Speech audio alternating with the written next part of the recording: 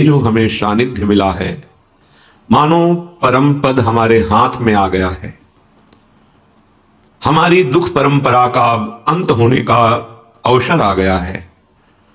बस हम सावधान हो जाएं, कहीं हम ऐसी महामूल्यवान कृपा को साधारण भोगों में समय व्यतीत कर अपमानित न कर दें। बहुत बड़ी कृपा हुई है। श्रीपाद प्रबोधानंद जी महाराज, जो उनके हृदय में दिव्य चिदानंद वृंदावन प्रकाशित हुआ, प्यारे जो की जो चरणों की अद्भुत प्रेम वृत्ति है, उसमें डूबकर जो अनुभव किया, वो ये कह रहे हैं, सखे न जनरंजनम कुरु कदीन्द्रियाणाम सदा विधेहि बहुगंजनम प्रणय भंजनम सर्वता हठम न कुरु बंधने सुत कलत्र मित्रादिके वपुर्व्यय समीहया निवत्स वत्स वृंदावने। हे सखे, हे मित्र, मेरी बात मान लो। अब लोगों के रिझाने में अपना समय बर्बाद मत करो। यदि हम भजन करेंगे तो लोग क्या कहेंगे, तो हमें लोगों के अनुसार चलना है। तिलक लगाएंगे, कंठी बांधेंगे, सद आचरण करेंगे तो लोग क्या कहेंगे। ये जो बहुत ही हानिकारक वृत्ति उपासक के हृदय में रहती है, इसका त्याग कर देना चाहिए। ये बहुत हानिकारक वृत्ति है। सत मार्ग के भागवतिक चिन्हों को धारण करना और भगवत भजन में रुचि प्रकट करना, साधु संग करना, सत्शास्त्रों का स्वाध्याय करना और उनके अनुसार अपनी दिनचर्या करना, ये तो बहुत वंदनीय, प्रशंसनीय, वांछनीय बात है। इसके लिए हमें लज्जा थोड़ी करनी है। ये बहुत बड़ी हानि की वृत्ति है कि लोग हमें क्या कहेंगे, ये छोड़ देना चाहिए। हे मित्र, कितनी करुणा करके बात कर रहे हैं। कितनी ऊंचाई पर विराजमान महापुरुष, जो ज्ञान की चरम सीमा और प्रेम की चरम सीमा को प्राप्त हैं, वो कह रहे, हे मित्र, कितनी करुणा करके बोल रहे हैं। सखे न जनरंजनम कुरु, लोगों के रिझाने के लिए तुम कुछ मत करो। ये प्रसन्न हो जाएं, ये प्रसन्न हो जाएं, ऐसा नहीं। सतमार्ग का त्याग करके, यहां आंतरिक भाव ये है। आप बार बार वृंदावन जाएंगे, आप भजन करेंगे, आपके परिवार के जन विरोध करें। आप तिलक लगाए, कंठी बांधे, आपके परिवार के जन, लोक व्यवहार के जन आपका उपहास करें। आपको इस बात पर ध्यान नहीं देना चाहिए, क्योंकि ये असत क्रिया नहीं। देखो, संसार बड़ा माया के प्रवाह में बहता हुआ जा रहा है, इसलिए मंद बुद्धि होती जा रही। जो निंदनीय कार्य हैं, उनकी तो कोई निंदा नहीं करता। मदिरा पीना, परिस्त्री गमन करना, या द्यूत कीड़ा जुआ खेलना, या चोरी करना, हिंसा करना, छल कपट करना, ये निंदनीय बात है। पर कभी आप नहीं देखेंगे कि ऐसे कोई चार लोग उसको नीचा दिखा रहे हैं कि तुमने ऐसे नीच कर्म किए, नहीं करना चाहिए। पर जब आप कंठी तिलक धारण करके, हाथ में माला लेकर कुछ समय ठाकुर सेवा, पाठ, स्वाध्याय आदि, तो आपका विरोध होने लगेगा, फिर आपका उपहास करने लगे। इसका मतलब समझिए, आप सत मार्ग के पथिक हैं। आपके साथ ऐसा होने पर आपकी भक्ति की उन्नति होगी। और यदि आप विचलित हो गए तो फिर उपासक ही किस बात के, आपकी निष्ठा क्या रही। तो हे सखे न जनरंजनम कुरु, ये सब प्रसन्न हो जाएं तो हम माला छोड़ दें, कंठी तिलक छोड़ दें। वो कह रहे हैं कि पियो तो हमारे मित्र, ये खाओ तो हमारे परिवार के, ऐसा चलो नहीं भाई।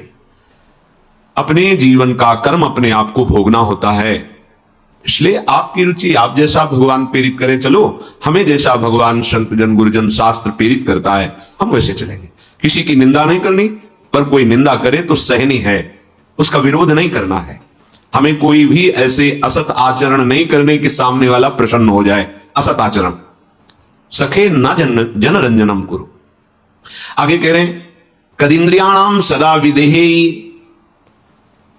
ये जो दुष्ट इंद्रियां हैं, इनका भी दुलार बंद करो। ये खवा दो, ये दिखा दो, ये सुंघा दो, ये भुगा दो, बार बार पीड़ित करती रहती हैं। अगर हम इनको नहीं देते तो हमें जलाती हैं। जैसे हम लोगों के अनुसार न चले तो निंदा करते हैं। तो ये कितना जलाएंगी? एक सीमा है, इतना व्यथित नहीं कर देंगी कि हमें मृत्यु प्रदान करें। और मृत्यु आनी ही है, फिर हमें क्या भय इन इंद्रियों के दुलार में हम भगवत विरोधी आचरण करें, ये बिल्कुल ठीक नहीं है। इसलिए तुम सदैव ऐसा यत्न करो कि इंद्रियां जो असद आचरण में, गंदी बातों में लग रही हैं, उनको हटाओ। प्रयत्न करो, ये तुम्हारे अंदर सामर्थ्य है, प्रयास करो। तुम्हारी इंद्रियां शास्त्र विरुद्ध आचरण, गुरु आज्ञा, संत आज्ञा के विरुद्ध आचरण ना करें।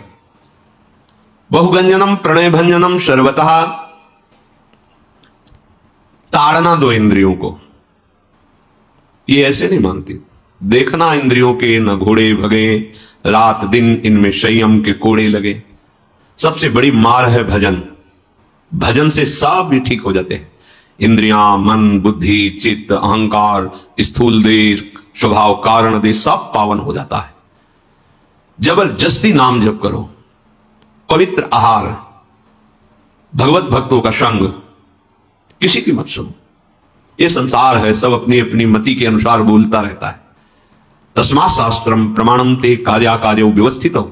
आपको क्या करना चाहिए, क्या नहीं करना चाहिए, ये शास्त्र प्रमाणित है। संत जनों की वाणी, गुरुजनों की वाणी, ये शास्त्र प्रमाणित है, उसके अनुसार चलो। इनको दंड दो, इंद्रियों को, इनका यही दंड है, इनके विपरीत चलना। ये कहती है ये खवा दो, ऐसा चलाओ, ऐसा दिखाओ, ऐसा भोगाओ, चलो वहां घूम आते हैं, ऐसे वैसे। इनके विपरीत। अगर शास्त्र सम्मत है, भजन विरोधी नहीं, तो हम इनका आदर करके इनकी बात मान लेते हैं। यदि वो भजन विरोधी बात है, फिर हम इनकी एक बात नहीं मानेंगे। ऐसा आप में सामर्थ्य है, प्रभु ने आपको ऐसी सामर्थ्य दी है मनुष्य शरीर में। इसलिए ये इंद्रियां जो तुम्हें शक्तिहीन अनुभव करा रही हैं, इन इंद्रियों के प्रति ताड़ना का विधान करो, प्रीति का विधान नहीं। दुलार मत करो। प्रणय भंजनम सर्वता। इनको दुलार करने में जिसने अपना समय नष्ट किया, वो परमार्थ का पता ही नहीं पा सकता। सर्वात्मना न विसजेत बहिरिंद्रियाणी। इंद्रियों को बाहर एकदम छोड़ देना, ये उपासक समझ सकता है। विषयी पुरुष को तो पता भी नहीं कि क्या कह रहे हैं, क्या इंद्रियां हैं, क्या छोड़ देना है, क्या अंतर्मुक्ता है, क्या उनका दंड है, कैसे उनको शासित करना है, क्या विधि है, क्या निषेध है। वो तो बस जैसे पशुजन हैं, जैसा उनमें आया वैसा कर बैठे। ऐसे ही पशुवत आचरण वाले जन ये बात नहीं समझते। ये बात सत्संगी जन, उपासक जन, साधक जन जो सतमार्ग का आश्रय लिए हैं, वो समझ पाएंगे। ये शोभाहीन सुखों में विचरने वाली इंद्रियां हैं, अर्थात दुख योनयः, भगवान कह रहे। इंद्रिय और मन जब किसी एक विषय का स्वाद लेते हैं, तो तन्मयता होने के कारण वो एक सुखद अनुभव होता है, अन्यथा उसमें सुख नहीं है। विषय चुगा जिन चुगय मन, चुगत कछुक सुख होए, फिर फांसी ऐसी परे ते सम दुख न। श्री ध्रुवदास जी महाराज। चुगने के समय ऐसा लगता है कि भोगने के समय सुख है, क्योंकि आपकी उसमें प्रियता है, तन्मयता है। इसलिए सुख और शोभाहीन विषयों में इंद्रियों को दुलार मत करो। इनके प्रति ऐसा विधान करो कि भगवान के भजन में लगे। हठम न करो, हट करके भोगों की तरफ मत जाओ, हट करके भजन की तरफ लगो। सामर्थ्य का प्रयोग दूसरों के सताने में मत करो, सामर्थ्य का प्रयोग दूसरों को सुख देने में, बचाने में करो।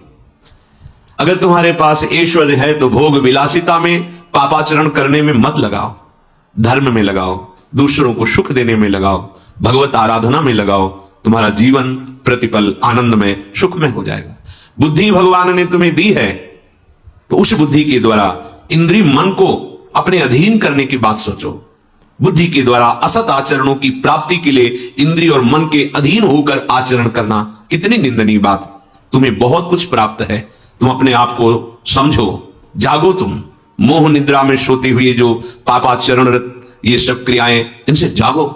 दुलार मत करो इंद्रियों का, हठ मत करो, बात मान लो। श्रीपाद करे हठम न करो। बंधने सुत कलत मित्रादि के वपुर व्यय, समीहया निवस वत्स वृंदावने। अय वत्स, हमारी बात को समझ लो। ये जितने संबंध है तुम्हारे किसी काम में आने वाले नहीं। इनकी आसक्ति तुम्हारी दुर्गति का कारण बन जाएगी। यही आसक्ति तुम्हें भजन नहीं करने दे रही, तुम्हारे स्वरूप का अनुभव नहीं होने दे रही, तुम्हें मुक्त होने नहीं दे रही, तुम्हें महासुख में निमग्न होने नहीं दे रही। हट मत करो, इस आसक्ति से अपने आप को बचाओ, उन्हीं के बीच में रहो। प्रभु के होके रहो, प्रियाजू के होके रहो। उनका आश्रय स्मरण आपको ऐसे परिवार में रखेगा जैसे कीचड़ से प्रकट हुआ कमल जल में ही रहता है, पर ना कीचड़ स्पर्श करता है उसको और ना जल, रहता उसी में है। जो जल में कमल का फूल रहे, ऐसे आप संसार में रहते हुए बंधन मुक्त, जीवन मुक्त हो जाएंगे। हे मित्र, हे वत्स, हठ मत करो, आसक्ति में मत फंसो, इंद्रियों को विषयों का संयोग अधर्म पूर्वक कराकर सुख होने की लालसा का त्याग करो। और मेरी अगर प्रार्थना जच जाए तो व्यवस्था बन जाए तो इस शरीर को वृंदावन में छोड़ो। बात क्या आंतरिक, कि अगर कहीं ऐसा विधान बन जाए कि आप अखंड वृंदावनवासी बने और यहीं आपका शरीर छूटे, तो जो बड़ी बड़ी साधनाओं से लाभ नहीं मिलता वो लाभ मिल जाता है। श्रीपाद कह रहे हैं, राधा माधवयोर यशांसि सततम गायस्तथा कर्णयन तज्जीवे सुच वर्णयन समरसई संभूय संत कर्यन कुंजम कुंजमनारतम बहुपरिस कुर्वन् महाभावतो देहादौ कृत हेलनो दैत हे वृंदाटवी मावश। हे दैत, हे प्यारे, मेरी बात मान लो। देखो, जैसे मां अपने बच्चों को दुलार करती है, जो संत जन हैं जिनके हृदय में भगवान की भक्ति का हर समय मधुर नृत्य होता रहता है, उनका हृदय इतना करुणामय होता है, क्या दे दूं, क्या बता दूं, क्या करूं जिससे सब सुखी हो जाए। जैसे मां का हृदय, आप भले मां को आप कटु वचन कहें, मां की अवहेलना करें, पर वो अच्छे से अच्छे पदार्थ चयन करके आपको पवाना, आपको सुखी देखना, खेलते देखना, ये उसका हृदय है, उसकी बुद्धि नहीं है, ये उसका हृदय है। बुद्धि से वो तुम्हें डांट सकती है, लेकिन हृदय उसका हर समय दुलार करता रहेगा। ये महापुरुषों का ऐसा हृदय है जो हर समय चाहता रहता है, क्या सूत्र निकालूं जिससे सबका कल्याण हो जाए, कौन सी ऐसी बात बता दूं जिससे सुखी हो जाए। जो प्रभु के आनंद में मगन महापुरुष हैं। श्रीपाद कितना प्यार कर रहे हैं। हे दैत, ये शब्द भगवान के लिए है। हे प्यारे, पर वो हमारे लिए बोल रहे हैं। हे प्यारे, हम सबको कह रहे। देखो, एक बात मेरी मान लो, यश का निरंतर गान करो तो सिर्फ राधा माधव के, हरि यश गान करो, प्रियाजू का यश गान करो। किसी भी भगवान के जो लीला चरित्र, अवतार चरित्र हैं, ये सब पावन करने वाले हैं, इनका ही यश गान करो। श्रवणेंद्रिय से केवल इनका ही यश सुनो, चुगली निंदा प्रपंच की बातें मत सुनो। जो प्रिया प्रीतम में उन्मत्त हैं, ऐसे भक्तों के समीप बैठ करके प्रभु की वार्ता सुनो, प्रभु की वार्ता करो। देखो, मोबाइल से सुनना बहुत अच्छा है, सुनने को तो मिल रहा है, लेकिन यहां बैठ करके सुनना एक अलग स्वरूप है, क्योंकि ये परम पावन प्रियाजू की चरण चिन्हों से युक्त भूमि है जहां बैठे हो, और परमाणु है यहां। इन परमाणुओं के साथ भक्तों के संग में जब आप सुनते हैं तो एक विशेषता होती है। अब सौभाग्य प्रतिदिन ऐसा नहीं है तो हम सत्संग का लाभ लें, उससे वंचित क्यों रहें? सुने, यंत्र के द्वारा सुने। पर विशेष बात श्रीपाद कह रहे हैं कि कहीं ऐसा सौभाग्य हो कि प्रभु के भक्ति में, प्रेम में जो आनंदित हैं भक्तजन, उनके निकट बैठकर, उनकी सभा में बैठकर सुनने को मिले। साधु समागम, भगवान आज बहुत प्रसन्न हुए, मुझे साधु समागम दिया। साधु समागम बैठकर सुनना, इसका कुछ विशेष लाभ है। अगर ऐसा ना होता तो कैलाशपति भगवान शंकर हंस रूप धारण करके काकभूषुंड जी की सभा में क्यों बैठते? शिव रूप में आते तो काकभूषुंड जी साष्टांग प्रणाम करके ऊपर बैठालते। जगत गुरु महावैष्णवाचार्य भगवान शिव के आगे कौन बोल सकता है? लेकिन है कुछ स्वाद सुनने में, तो अपने को हंस रूप में आकर सभा के बीच में से बैठ जाते। परम ज्ञानी श्री हनुमान जी महाराज, जहां भगवान का चरित्र होता है, गुप्त रूप में कोई ना कोई वेश रख कर आते सुनते। भगवत प्रेमी महात्मा सभा में, ये बहुत बड़े सौभाग्य का विषय है। जो प्रभु के आनंद में मगन रहते हैं, ऐसे भक्तों के निकट बैठ करके भगवत चर्चा करना और भगवत चर्चा सुनना। ऐ मेरे मित्र, समरस रसिकों का संग प्रेम प्रकट कर देता है। समरस, इष्ट मिले और मन मिले, मिले भजन रस रीति। अब जो मन में आया सो बोल रहे हैं, जहां मन में आया, जहां की बात जैसे वैसे। इष्ट मिले, मन मिले, मिले भजन रस रीति, तहां निसंक होए मिलिए, तासों कीजिए प्रीति। ऐसे भक्तों के संग से जब हम बैठ करके भगवत चर्चा करते हैं, भगवत यश सुनते हैं, तो हमारे हृदय में भगवत भक्ति की प्राप्ति की प्रबल आकांक्षा या भगवत भक्ति का वर्धन निश्चित हो जाता है। दो प्रकार का सत्संग होता है। एक होता है बहुत संशयात्मा वृत्ति वाला उपासक, जब साधु संग करता है तो उसे बहुत काल सत्संग करना होता है। जब बहुकाल करी सत्संगा तभी हो सब संशय भंगा।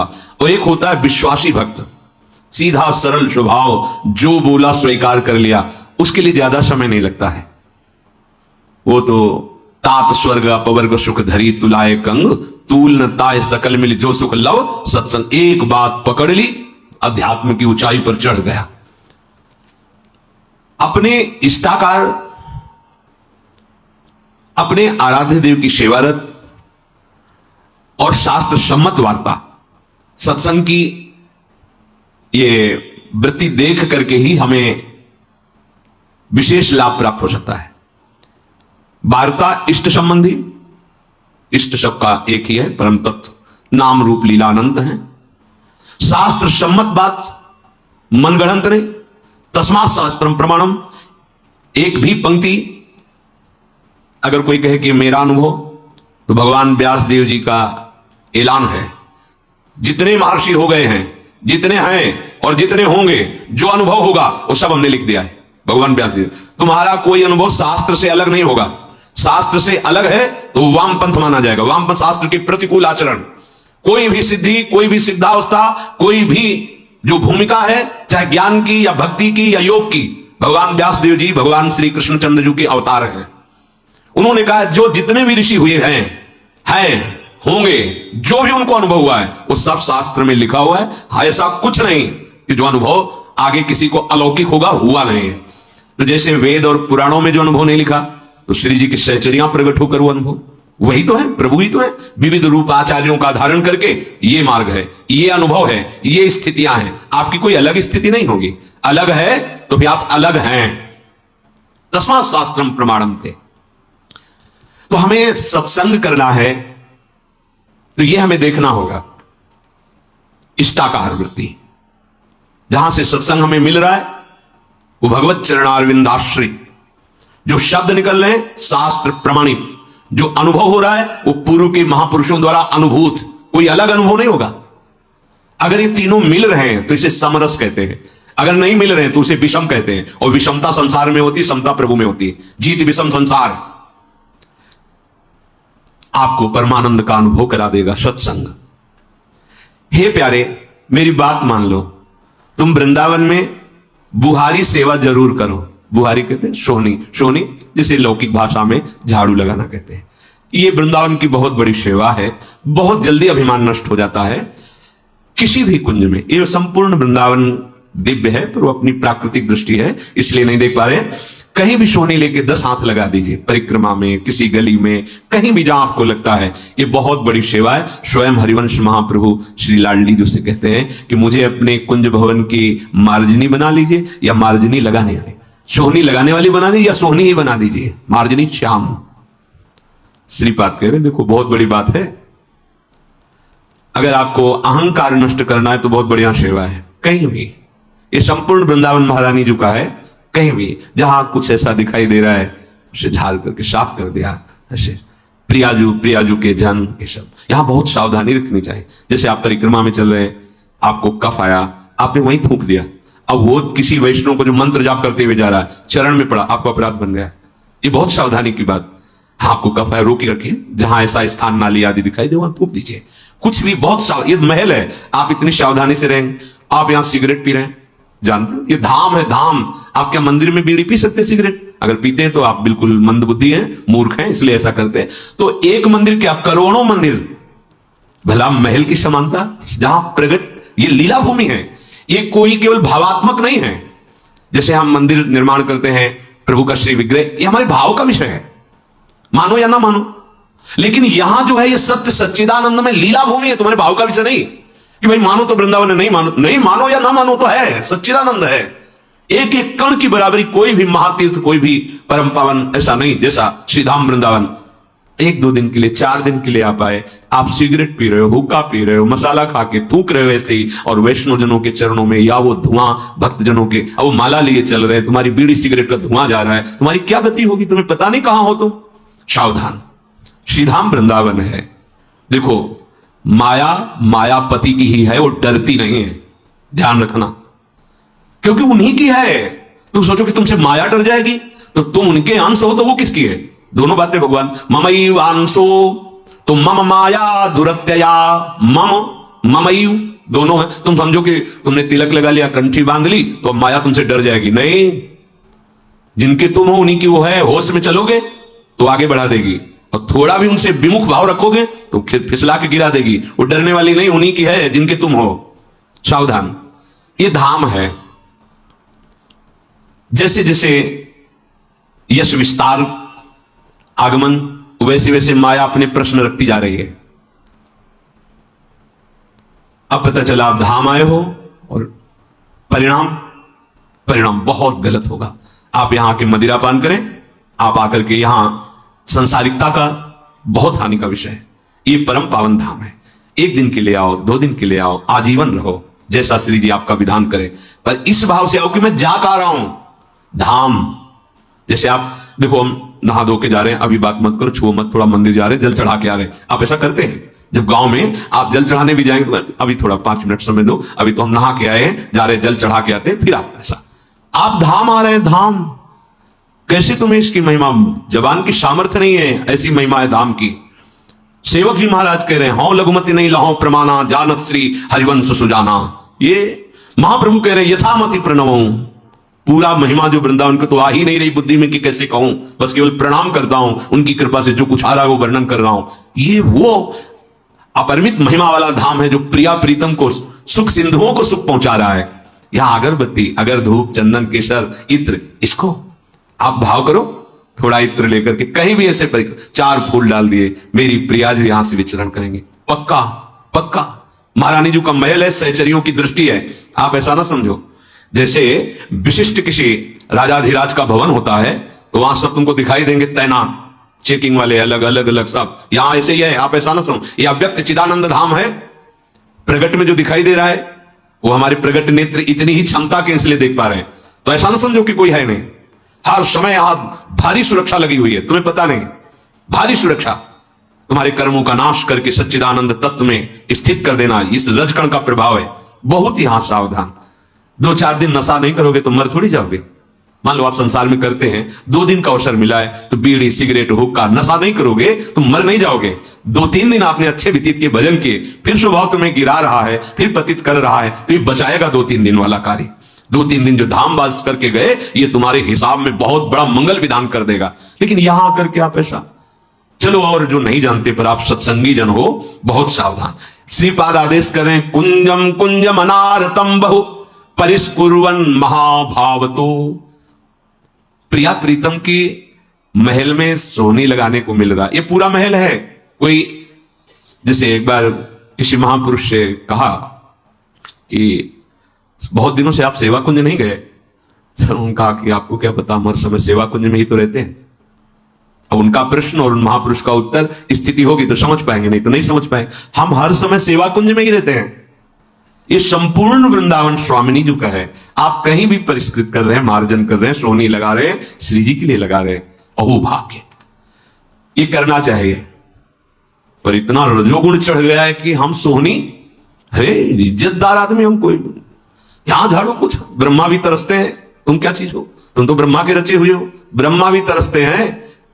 पंडित गया प्रसाद जी महाराज जिस पोछा से ठाकुर जी के कमरे में पोछा लगाते थे ना, वो जब पोछा लगाने योग्य नहीं रह जाता था ना, तो जैसे किसी प्रियजन का विरह होता है, ऐसे उस पोछा को हृदय से लगाते थे, आंखों से ऐसे लगाते थे, और जाके गिरिराज जी की तलहटी में रज में ऐसे करके और बार बार प्रणाम करते थे कि आपके द्वारा हमारे ठाकुर की सेवा बनी। सोहनी जब घिस जाती थी गिरिराज जी की तलहटी में, उसको रज में ऐसे, आपके द्वारा सेवा पात्र हैं।